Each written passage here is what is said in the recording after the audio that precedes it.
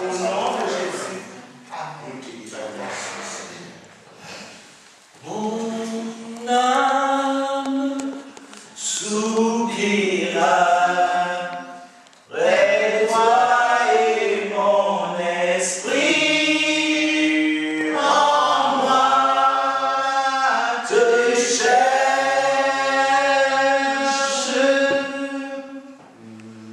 Toi seul est le désir de mon cœur et je vis pour t'adorer.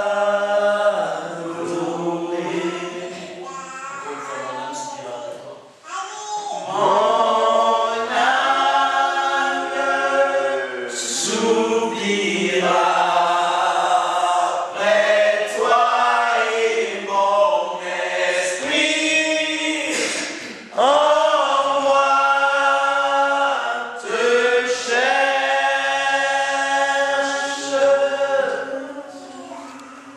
Toi seul est le désir de mon cœur et je vis pour t'adorer. Tu es mon bouclier, ma force.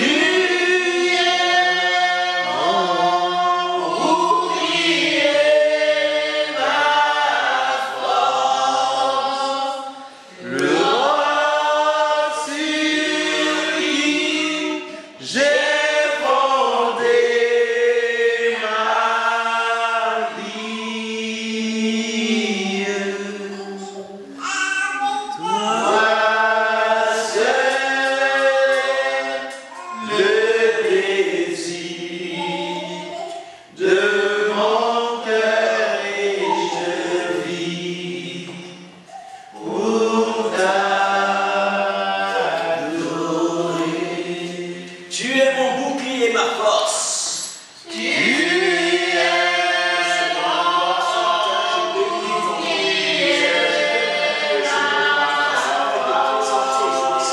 Seigneur, je suis le roi sur qui j'ai fondé ma vie. Maintenant, je me sens éternel de ton crime, viens faire tout le travail ce matin au travers de ma personne. Le désir de mon cœur et je vis pour t'adorer. Amen. Gloire à Jésus. Amen. On va ouvrir nos livres, si vous gardez nos livres, c'est 1 Samuel 10. 1 Samuel chapitre 10, verset 1 à 7.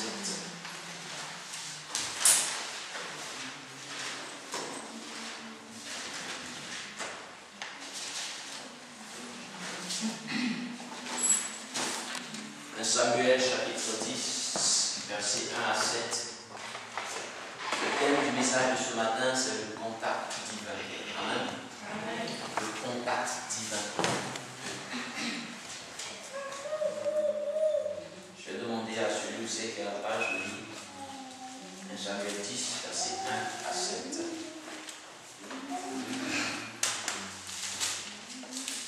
Samuel prit une fiole d'huile Samuel prit une fiole d'huile qu'il répandit sur la tête de Saül. qu'il répandit sur la tête de Saül. Il le baissa et dit, l'Éternel n'a-t-il point loin pour que tu sois le chef de son héritage? L'Éternel ne t'a-t-il pas loin pour que tu sois le chef de son héritage? L'Éternel ne t'a-t-il pas au moins pour que tu sois le chef de son héritage? Aujourd'hui, après m'avoir quitté, tu trouveras deux hommes près du sépulcre de Rachel, sur la frontière de Benjamin à Séchar. Ils te diront, les ânesses que tu es allé chercher sont retrouvées. Et voici ton père ne pense plus aux ânesses. Et voici ton père ne pense plus aux ânesses. Mais il est en peine de vous et dit. Mais il est en peine de vous et dit. Que dois-je faire au sujet de mon fils? Que dois-je faire au sujet de mon fils? De là, tu iras plus loin. De là, tu iras plus loin. Et tu arriveras aux chênes de Tabor. Et tu arriveras aux chênes de Tabor. Où tu seras rencontré par 3 hommes montant vers Dieu à Bethel. Où tu seras rencontré par 3 hommes montant vers Dieu à Bethel. Et portant l'un 3 chevaux, l'autre 3 gâteaux de pain. Et portant l'un 3 chevaux et l'autre 3 gâteaux de pain. Et l'autre une outre de vin. Et l'autre une outre de vin. Ils te demanderont comment te portes-tu. Et te demanderont comment te portes-tu. Et ils te donneront 2 pains. Et ils te donneront 2 pains. Que tu recevras de leurs mains. Que tu recevras de leurs mains. Après cela, tu arriveras à Gibéa-Loïm. Tu arriveras à Gibéa-Loïm. Où se trouve un garnison de Philistins. Où se trouve une garnison de Philistins. En entrant dans la ville, tu rencontreras une troupe de prophètes. Tu rencontreras une troupe de prophètes. Descendant du haut lieu. Précédés du luth, du tambourin. De flûte et de la harpe. Et prophétisant eux-mêmes. L'Esprit de l'Éternel te saisira. Tu prophétiseras avec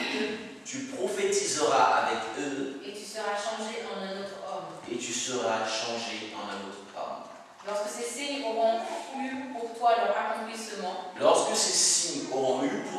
accomplissement. Fais ce que tu trouveras à faire, car Dieu est avec toi. Amen. Amen. Le contact divin. On va lire rapidement les deuxième texte, après on va rentrer dans notre message. Acte 9, versets 1 à 6.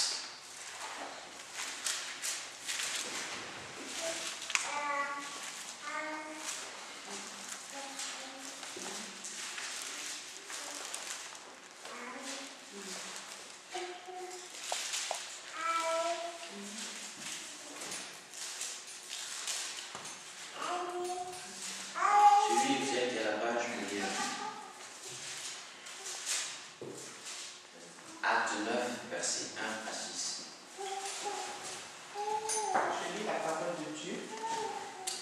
Cependant, Saul, respirant encore la menace et le meurtre contre les disciples du Seigneur, se rendit vers le souverain sacrificateur.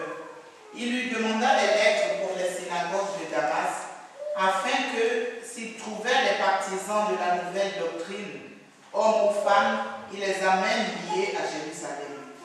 Comme il était en chemin et qu'il approchait de Damas, tout à coup une lumière venant du ciel resplendit autour de lui. Il tomba par terre et il entendit une voix qui lui disait « Saul, Saul, pourquoi me persécutes-tu » Il répondit « Qui es-tu, Seigneur » Et le Seigneur dit « Je suis Jésus que tu persécutes. » Il te serait dur de regimber contre les aiguillons. Tremblant et saisi d'effroi, il dit « Seigneur, que veux-tu que je fasse » Et le Seigneur lui dit « Lève-toi, entre dans la ville et on te dira ce que tu dois faire. » Amen. Nous avons vu ici 2 personnages qui ont été touchés par le Seigneur à 2 époques différentes. Amen. Amen. 2 personnes, quand on prend le premier personnage, Saül, qui était sorti pour chercher les ânesses de son père, et qui s'est égaré, qui voulait aller consulter l'homme de Dieu concernant les ânesses, et là, le Seigneur fait une entrée dans sa vie par une prophétie. Amen. Amen. Et l'autre personnage, acharné à combattre selon lui les ennemis de la foi juive,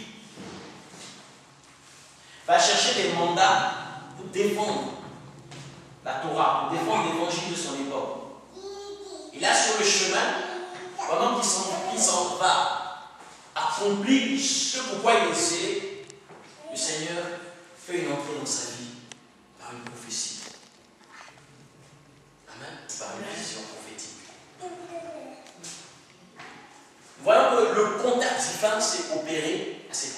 précises dans la vie de ces deux personnages. Mais l'évolution des deux, chacun a une évolution différente. Amen. Amen.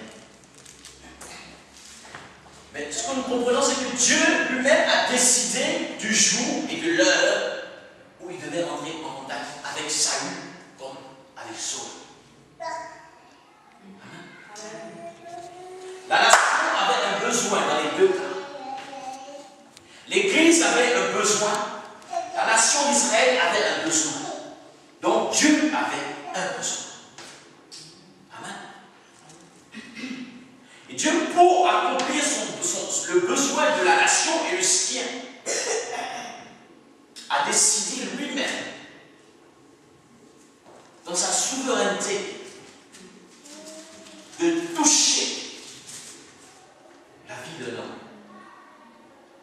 d'entrer en contact avec un homme.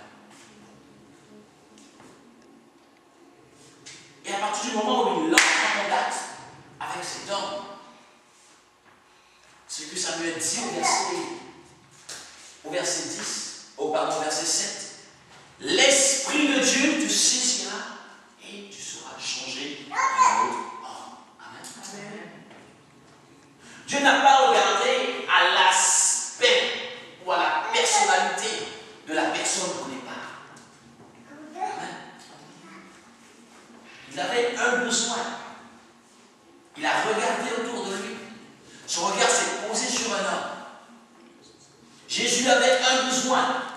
Il a regardé autour de lui. Son regard s'est posé sur un homme. Amen. Amen. Dieu a pris le mauvais caractère de Saul de Tarse, son zèle excessif, son zèle amer. Et Dieu savait que si je me sers de ce zèle amer, ça accomplira des prodiges. Amen. Dieu a cherché les hommes selon les comportements, selon leurs critères à eux d'abord. Et il s'est dit ça, avec mon onction, ça peut faire quelque chose de beau. Ça, avec mon onction, ça peut accomplir quelque chose. Mais nous voyons, il y a une nuance entre les deux personnages. Parce qu'à un moment donné, Saül a continué à marcher selon ses pulsions et a été privé de la grâce de Dieu.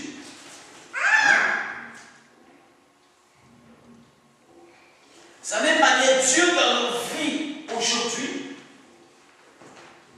ou ce matin, entre en contact et entrer en contact avec nous pour un but précis. Amen. Que ce soit dans nos familles, que ce soit dans nos lieux de travail, que ce soit même dans le lieu de résidence, notre entourage, le voisinage. Le Seigneur nous a choisi ou est entré en contact avec nous pour quelque chose de précis. C'est parce que là où nous sommes, il y a besoin. C'est parce que là où nous sommes, il y a un besoin. C'est parce que là d'où nous sommes sortis, il y a un besoin. Et pour assouvir ce besoin, le Seigneur ne va pas envoyer des anges. Le Seigneur va t'envoyer toi. Le Seigneur va envoyer moi.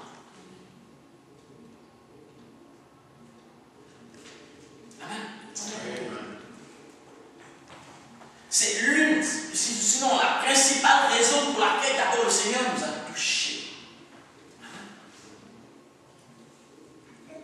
Et quand nous lisons le livre d'Ésaïe, nous voyons que Ésaïe a reçu son appel et a commencé à servir le Seigneur avec un optique et une vision bien précise à lui. Quand nous lisons Ésaïe chapitre 1 à chapitre 5, c'est des jugements qui se font sur la nation. À partir du jour où Ésaïe rencontre le Seigneur et la gloire de Dieu, le message d'Ésaïe devient un message d'intercession. Il ne juge plus. Mais il annonce en faveur d'eux. Il y a quelque chose qui s'est passé. Amen. Mais cela n'empêche que dans les chapitres 1 à 5, Isaïe servait le Seigneur.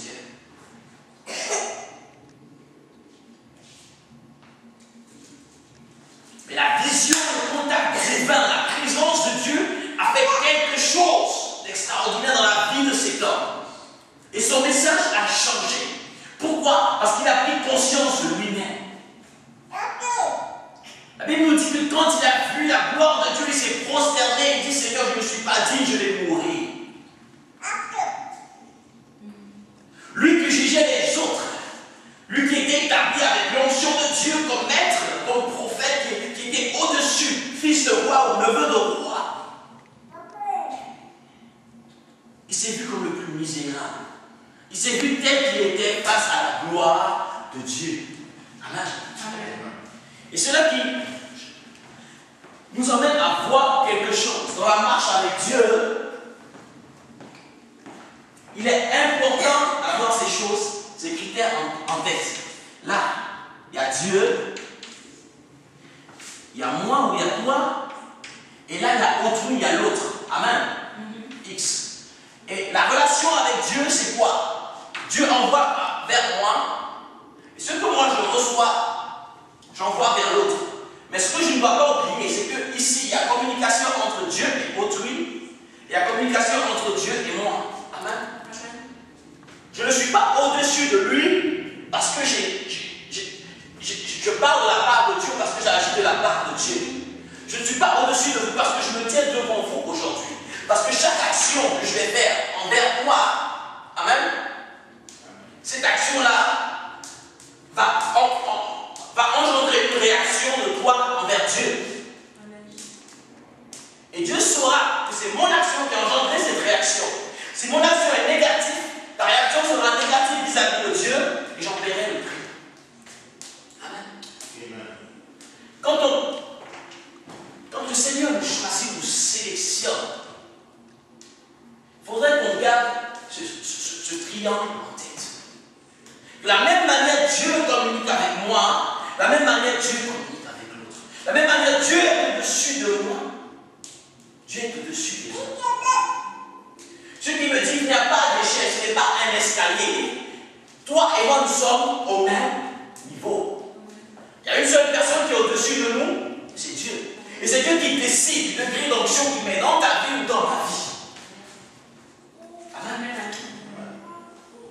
Et c'est très important dans notre comportement, dans l'entourage, dans les œuvres que nous faisons au quotidien, de garder cela en tête. Chaque action que je vais mener contre toi, ou chaque pas que je vais poser vers toi, ce sera une réaction que Dieu observe. L'évangile doit avancer, parce que Dieu m'a choisi, Dieu t'a choisi pour quelque chose de précis. Nous voyons Jésus-Christ, il a commencé son ministère, il a commencé à accomplir des prodiges, il a commencé à accomplir des miracles, puis un jour, sur la montagne des Oliviers, le Père est venu entrer en contact avec lui. Amen. Il y a eu, ce contact a engendré un phénomène de transformation que la Bible appelle transfiguration. Amen. Mais comment Jésus, Fils de Dieu, va être transformé à nouveau? Parce qu'il était la perfection incarnée en l'homme. Mais le Seigneur l'a transformé à nouveau, l'a équipé à nouveau par rapport à l'œuvre à venir. Amen. Nous voyons qu'à partir du jour où Jésus est descendu du mont des Oliviers, son message était principalement centré sur le royaume des cieux. Amen. Amen. À partir du jour de la transfiguration, quand Jésus est redescendu, il a commencé à annoncer l'avènement du Père. Son message a changé. Son langage envers l'esprit et les pharisiens a changé. Il ne traitait plus de l'homme de vipère, mais il pleurait sur eux. chose s'est passé sur le mont des Oliviers. Quelque chose s'est passé, même dans la vie de Christ, quand il est rentré en contact avec le Père à nouveau. Lui qui prononçait des jugements sur eux n'a plus prononcé des jugements, mais il pleurait. Il intercédait avec des larmes.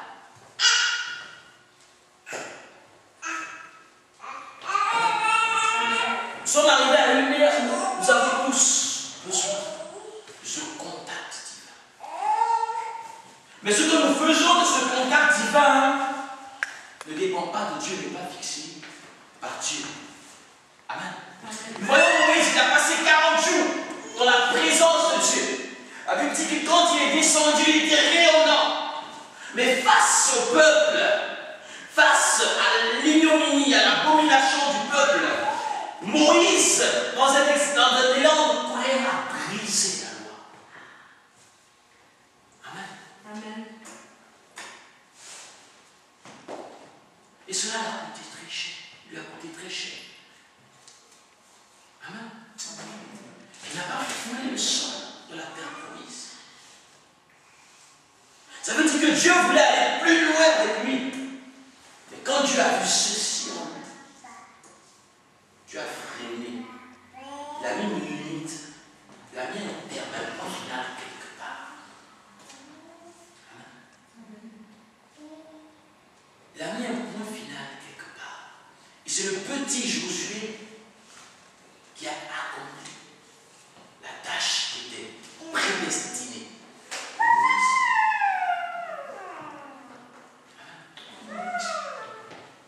Faire attention quand nous rentrons dans la présence de Dieu. Ça composons pour nous en sorte. Amen. Quand j'entre dans la présence de Dieu,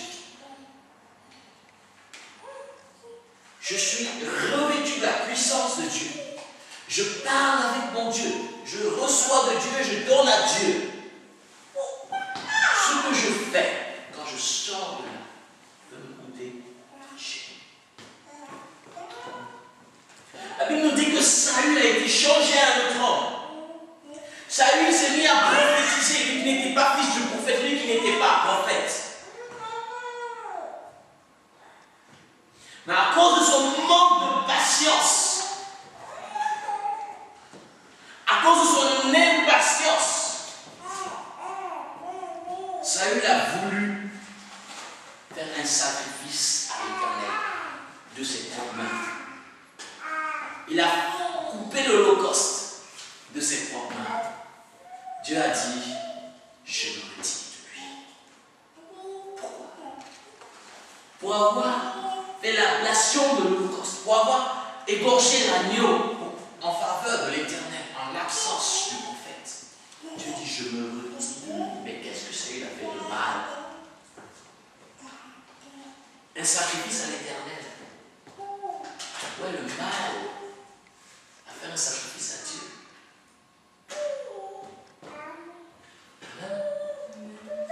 David a tué et Dieu ne s'est pas retiré de lui. David a commis l'adultère, Dieu ne s'est pas retiré de lui. Saül a fait un sacrifice à Dieu et Dieu l'a abandonné. Amen.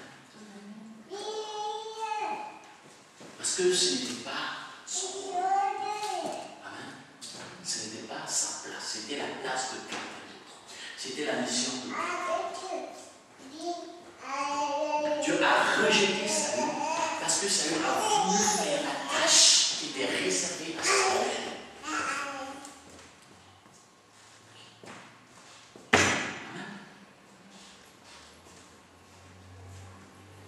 Voyons comment la justice de Dieu est bizarre.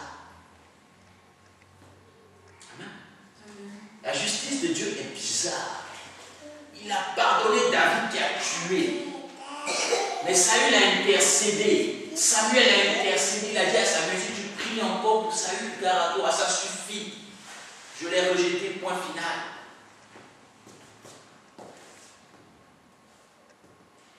Pourquoi? Parce que avec l'onction, le toucher de Dieu qu'il a fait, il s'est cru au-dessus. Il était roi, mais le roi doit attendre. Amen. Le roi doit attendre. Parce qu'il y a des œuvres qui sont réservées à la royauté en Israël, il y a des œuvres qui sont réservées aux sacrificateurs.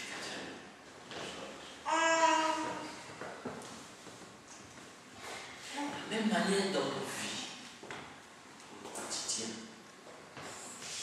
faisons très attention. Amen. Amen. Ce Dieu me donne l'onction, Dieu te donne l'onction. La parole de ta bouche est une épée à deux tranchants. Tu peux sortir de chez toi un matin, tu finis de prier, tu finis de louer le Seigneur. Quelqu'un de fuse, tu prononces une parole, tu peux condamner à jamais cette personne sans le Seigneur.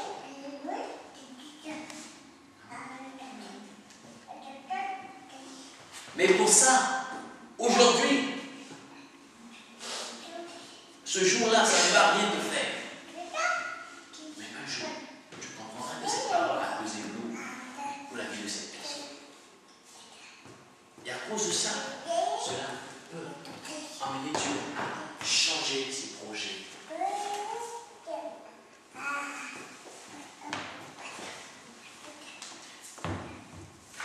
Et nous voyons que la transfiguration, le contact de Dieu transforme. Amen. Mais la transformation qui se passe, il nous faut passer des jours, des heures, des moments dans la présence de Dieu. Amen. La Bible nous dit que Jésus se levait au lever du soleil et allait dans la présence de Dieu. Amen. Pour que le Saint-Esprit agisse, il suffit de se retirer dans la présence de Dieu. Il suffit de se retirer dans la présence de Dieu. Je ne te demande pas de jeûner, non. De retirer dans la présence de Dieu. Tu vas jeûner, tu vas te retirer dans le jeûne et la prière, tu seras affaibli. Et tu ne seras même pas attentif à la voix de Dieu. Mais tu peux te retirer et te couper du monde. Serait-ce que pendant 48 heures, tu vas recevoir de Dieu plus que ce que tu peux recevoir en 3 jours, en 7 jours de jeûne. Je te le dis parce que j'en ai fait l'expérience. Le fait de s'isoler pour dire Seigneur, aujourd'hui c'est juste toi et moi, personne d'autre, par moi je t'écoute. Tu loues ton Dieu. Dieu fera le reste. Amen. Dieu a besoin de ça. Dieu a besoin que nous entrions, que nous entrons dans sa présence. Il a besoin que nous fassions souvent le premier pas. Dieu a beaucoup de choses à nous dire. Il a beaucoup de choses à nous montrer. Et tout se passe dans la chambre haute. Amen. Aujourd'hui, je pleure un peu du fait que je sois dans cette nation. Parce que ce qui me manque, c'est ma chambre haute. Amen. Quand j'étais en Afrique, quand je rentre dans ma chambre, quand je commence à adorer le Seigneur, je peux crier, je peux m'égosiller pour me libérer. Amen.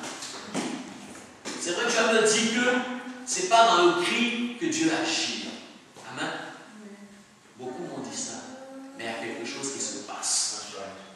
Il y a quelque chose qui se passe quand tu invoques ton Dieu de toute ton âme, de tout ton souffle. Je me souviens une fois, j'étais en Côte d'Ivoire, j'ai prié à 3 h du matin, jusqu'à 6 h, j'ai fait du bruit. Amen. À 10 h, je sortais de chez moi, je vois un de mes voisins, il me dit, c'est toi qui priais hier soir, j'ai dit, il me dit, tu m'as fait du bien. Ta prière m'a fait du bien. Amen.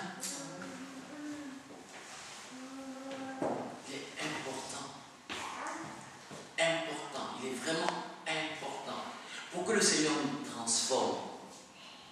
Nous soyons seuls avec le Seigneur. Voyons, la Bible ne dit pas que les prophètes ont prophétisé sur Saül. Il dit, tu vas rencontrer des prophètes. Amen. Mais qui seront en train de prophétiser. Et l'Esprit de Dieu te saisira. Tu seras changé à notre homme et tu prophétiseras. Qu'est-ce qui se passe? Dans la présence de Dieu, le Saint-Esprit est en mouvement. Et quand il est en mouvement, il agit en ta faveur d'abord.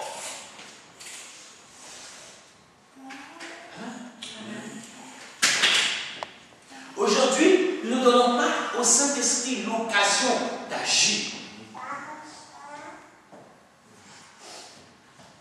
Il existe ce que j'appelle le ministère angélique. Nous sommes accompagnés d'anges.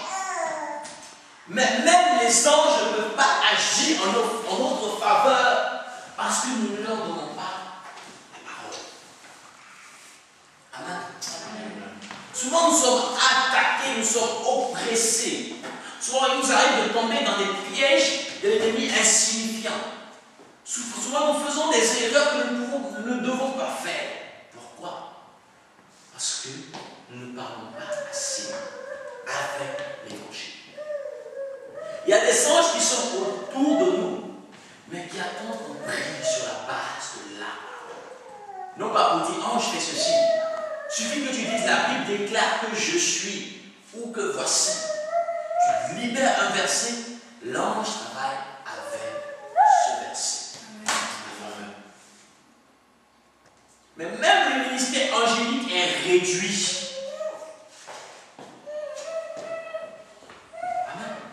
Souvent on a l'impression que Dieu n'est pas avec nous, Dieu nous a abandonnés. Souvent on a l'impression de vivre des persécutions ou des tribulations qui n'ont pas de sens. Mais nous sommes les premiers fautifs.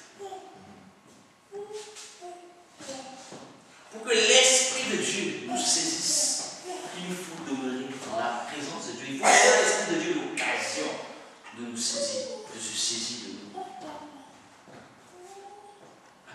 Amen. Il y a une certaine fidélité établie avec le Seigneur. Une fidélité dans le rendez-vous quotidien, dans la prière quotidienne. Une fidélité dans l'adoration. Regardez cet homme, Saul de Tarse. Jésus l'a rencontré, il dit, rentre dans la vie, on te donnera des instructions. À partir de ce jour, Saul est devenu un homme de prière. Et il le dit à son époque, personne ne priait un homme plus que lui. Amen. Il avait développé un niveau de prière tellement intense qu'il fut ravi dans les cieux.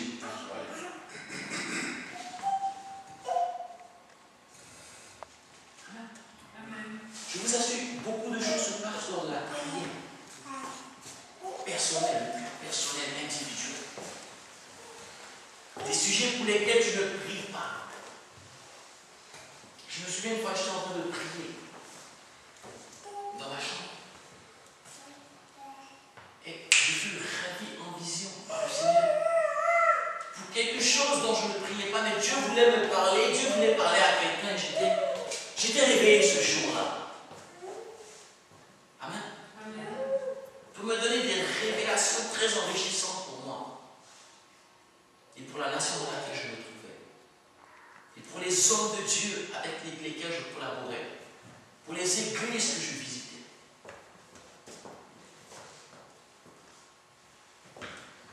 La touche TV, nous voyons qu'elle se communique. Amen. La Bible nous dit que les prophètes étaient en train de prophétiser. Et c'est dans cette atmosphère prophétique de prophétie que l'esprit de prophète a été communiqué à Saül. Sinon que l'onction royale qui était sur Saül s'est activée. Parce que Samuel lui avait fait l'onction d'huile, l'onction était chez lui, mais l'onction n'était pas en action. Amen. Il a fallu que Saül soit dans l'atmosphère, que Saül soit dans l'atmosphère prophétique pour que l'onction agisse. Tu peux avoir des dons, certainement, tu as des dons en toi, tu as des capacités, tu as des facultés en toi. Il y a des défauts de Dieu en toi.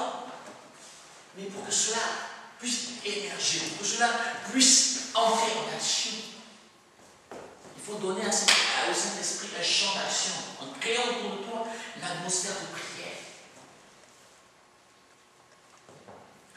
Amen. Je vous assure qu'il y a beaucoup de semences en nous qui ne sont pas exploitées. Amen. Amen. Il y a vraiment beaucoup de semences en nous que nous n'exploitons pas. Parce qu'on n'a pas assez de contact avec Dieu. C'est comme si la prière pour nous devient une charge, une tâche à accomplir malgré mon gré. Or, la prière doit être notre première préoccupation. Louez l'Éternel en tout temps. Faites en tout temps des prières, des acclamations, des intercessions, des actions de grâce. En tout temps. Pas parce que Dieu veut nous réprimander, parce que Dieu veut nous donner une tâche, non. Beaucoup de choses se passent dans la prière. La prière nous protège. Amen. La prière me protège, la prière te protège. Quelqu'un qui passe son temps dans la prière, dans la présence de Dieu, ne peut pas tomber dans le péché, dans l'iniquité.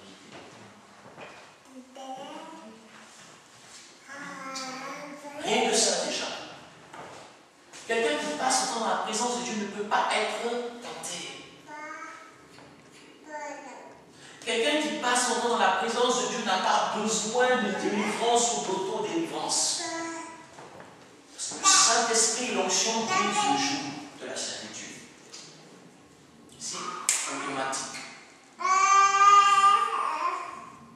À chaque jour, l'onction fait une œuvre en nous. Et toute chaîne tombe dans le contact du Saint-Esprit, dans la présence de Dieu. Et ce matin, Dieu veut entrer en contact avec nous.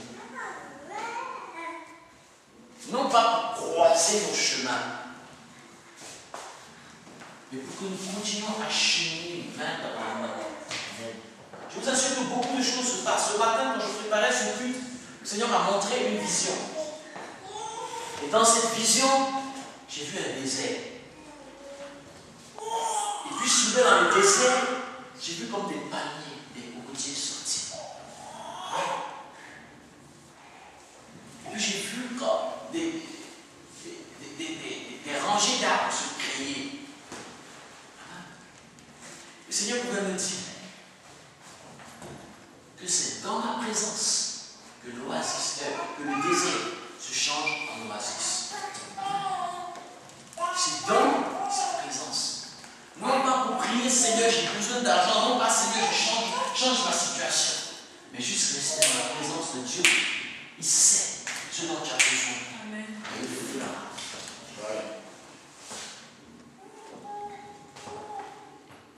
Et beaucoup de chrétiens aujourd'hui, nous fuyons la présence de Dieu, le contact de Dieu. Or, nous avons besoin d'être transfigurés. Nous avons besoin de recevoir un nouveau mandat. On a fait un bon cheminement avec le Seigneur, mais on arrive à un temps où il faut aller de l'avant. Tout comme Ézéchiel, tout comme Ésaïe, tout comme Jésus-Christ lui-même. Nous avons besoin de recevoir une nouvelle vision de Dieu, un nouveau mandat, un nouveau dépôt. C'est très important. Et Dieu a prévu des choses en quantité pour nous. Que nous devons accomplir, non pas pour nous donner, mais que nous devons accomplir.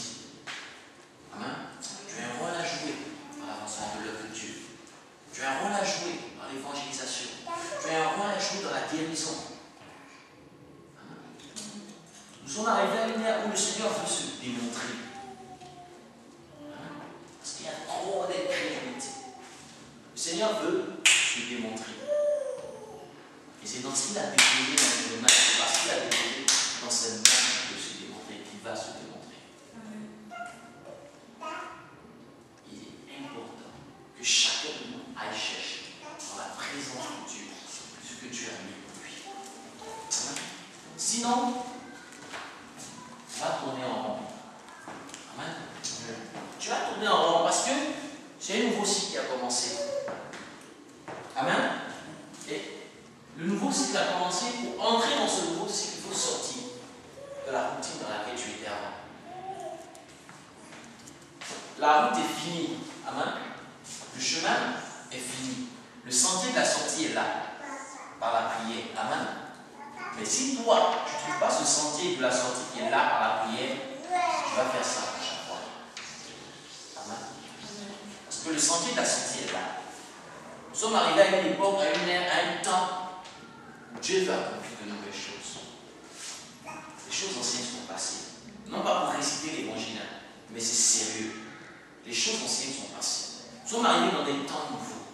Et chacun de nous doit aller prendre son mandat des nouveaux temps dans la présence de Dieu. Amen. Sinon, nous vivons séculaire, la routine. Amen. Parce que là, tout est accompli dans ce cercle-là. Il faut sortir. Il faut aller chercher le nouveau. Il faut aller chercher le nouveau mandat, les nouvelles instructions du Seigneur. Amen. C'est très important. Donc ce matin, je ne vais pas être plus long. Je ne vais pas céder la salle. Mais ce que je vous dis, sérieusement, entrons à la présence de Dieu. Il y a beaucoup de choses qui nous attendent. Non pas pour nous d'abord, mais pour accomplir. Parce que le Seigneur veut se démontrer au travers de nous. Et en faisant ça, vous allez voir que vos vies, nos vies, ma vie, ta vie va changer. Automatiquement, sans que tu pries pour ta vie,